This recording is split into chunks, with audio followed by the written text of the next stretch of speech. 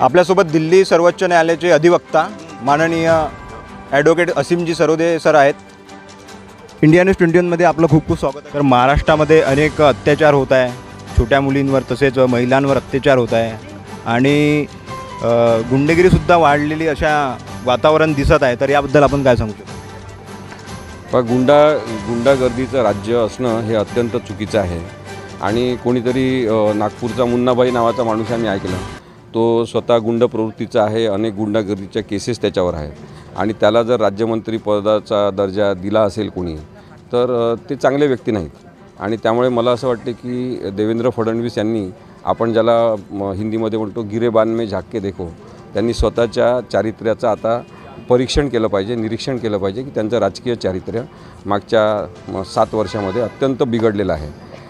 जे अभ्यासू नेते म्हणून उदयास आले होते ते देवेंद्र फडणवीस आता षडयंत्री नेते म्हणून प्रस्थापित झालेले आहेत आणि त्यामुळे सध्या महाराष्ट्रामध्ये देवेंद्र फडणवीस यांच्या विरोधातली मोठी लाट आहे.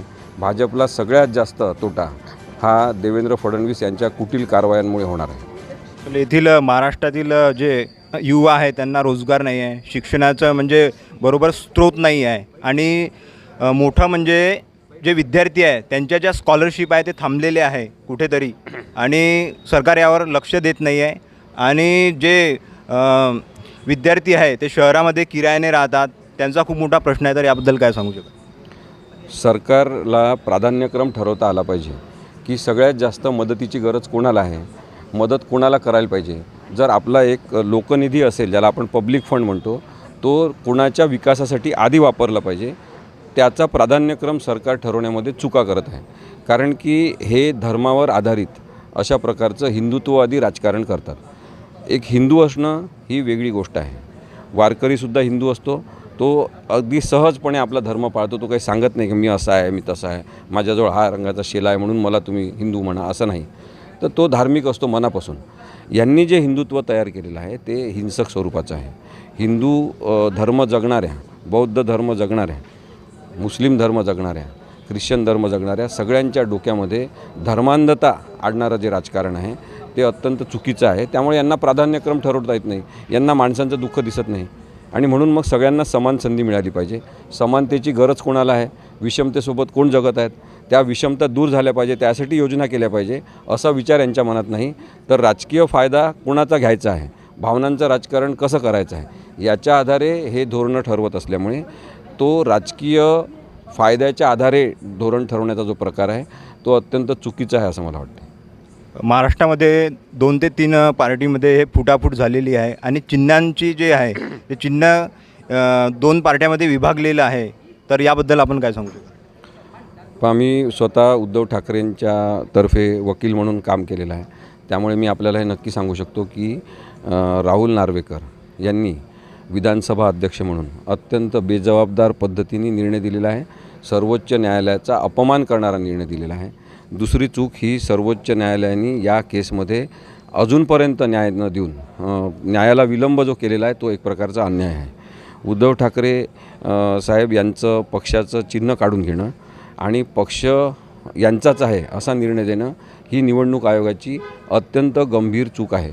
निवडणूक आयोगाला पक्ष गोठवण्याचा हक्क आहे. आतापर्यंत तुम्ही इतिहास बघा, जेव्हा जेव्हा चिन्हांवरून भांडण झालेलं आहे तेव्हा ते चिन्ह गोठवून टाकलेलं आहे, नवीन चिन्ह घेतलेलं आहे की तुम्ही दोघंजणं या चिन्हासाठी भांडता, आम्ही चिन्ह गोठवून टाकतो.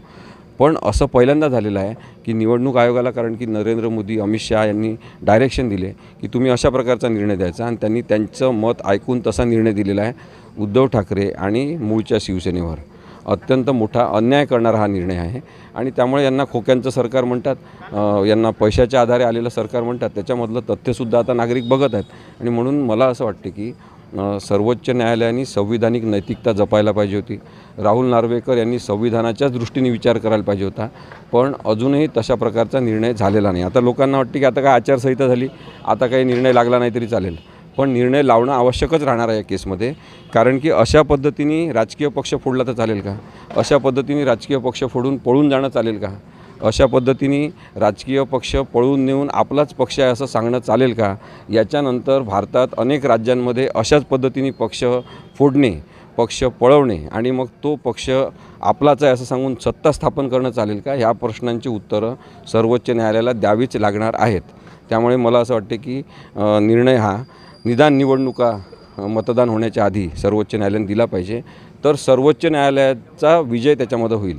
कारण की आता सर्वोच्च न्यायालयाची नाचक्की आहे की नागरिक ठरवणार मतदानातून कोण पात्र आहे कोण अपात्र आहे, पण सर्वोच्च न्यायालय अजून ठरवू शकलं नाही. ही सर्वोच्च न्यायालयाची नाचक्की करणारी गोष्ट आहे. सर्वोच्च न्यायालयाने स्वतःची प्रतिष्ठा जपण्यासाठी तरी आता या प्रकरणात निकाल दिला पाहिजे. सर, हे शेतकऱ्यांचे जे आंदोलन चालू आहे त्यांच्याकडे सरकार हे लक्ष देत नाही. प्रत्येक वेळेस आंदोलन चालते, तर याबद्दल आपण काय सांगू? शेतकऱ्यांचे प्रश्न उद्धव ठाकरेंना समजत नाहीत असा आरोप देवेंद्र फडणवीस यांनी केला आणि त्यांनी मान्य केलं की ठीक आहे, मी शहरात वाढलेलो आहे, मला प्रश्न समजत नाही, पण मला दुःख कळते हे त्यांनी जे सांगितलं ते महत्त्वाचं आहे. काय प्रश्नांची सोडवणूक करायची असेल, उत्तर काढायचं असेल तर लोकांचं दुःख कळलं पाहिजे. त्यांच्या डोळ्यामध्ये डोळे टाकून तुम्हाला कळलं पाहिजे की न्याय द्यायचा म्हणजे काय द्यायचा आहे.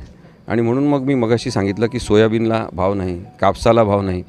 शेतकऱ्यांचं म्हणणं काय आहे की आमच्या उत्पादनाला, शेती उत्पादनाला आधारभूत किंमत ठरवून द्या. ती तुम्ही का ठरवत नाही? कस्तुरीरंगन समितीने अहवाल दिला, त्याच्याबद्दलचं नरेंद्र मोदी काही बोलत नाही, देवेंद्र फडणवीस काही बोलत नाही.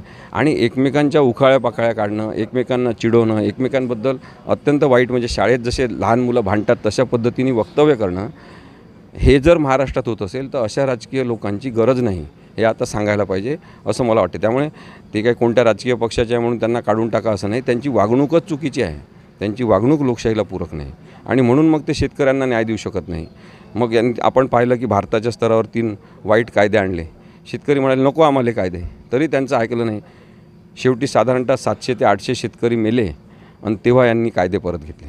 मग त्या शेतकरी जे मेले, 700 ते 800 शेतकरी मेले त्या आंदोलनामध्ये, त्याचा हिशोब कोण देणार? प्रत्येक जीवाची किंमत आहे. मग त्या शेतकऱ्यांच्या जीवाची तुम्हाला किंमत नाही. हा प्रश्न आपण आता निदान विचारत राहायला पाहिजे असं मला वाटतं. धन्यवाद सर, आपण इंडिया न्यूज 24 सोबत बातचीत केल्याबद्दल. धन्यवाद.